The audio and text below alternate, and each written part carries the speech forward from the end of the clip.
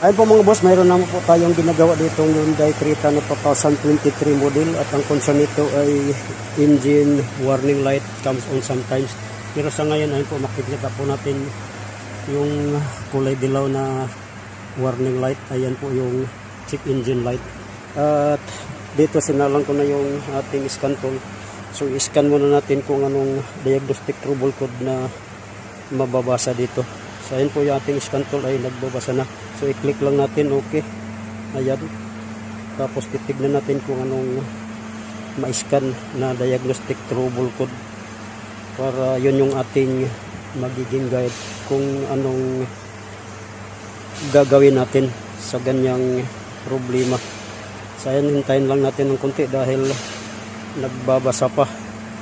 At dito pala, nandito yung kanyang pinaka main connector na manggagaling sa AC control switch. Yan po yung AC control switch nya.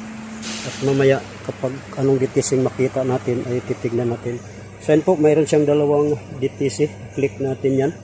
Then dito ayan, makikita na natin yung P0 7000 ambient air temperature sensor circuit, saka yung kanyang CAN communication bus with patch timeout U016400.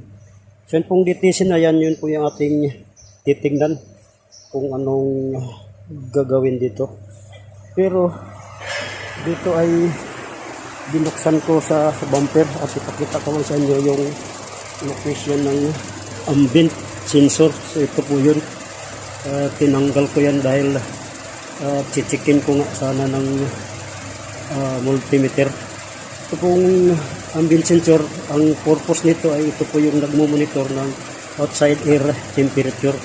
Dito sa kanyang pin connector ay mayroon yung dalawang contact. Isa dyan ay ground at isa dyan ay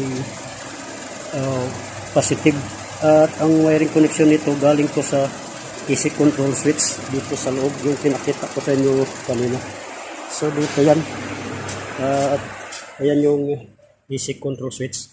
Then ang wiring yan ay dumaan yan dito sa kanyang, ito yung kanyang pinaka main connector.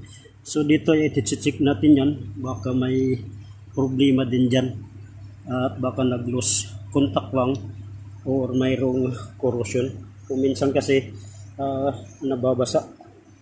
At ito yung ating na-assign ngayong trabaho, kaya ito naman ay sinamantala ko at pinakita ko sa inyo. So sana po inyong magustuhan itong video naman to at makatulong sa inyo. Baka sakaling mayroon pang mga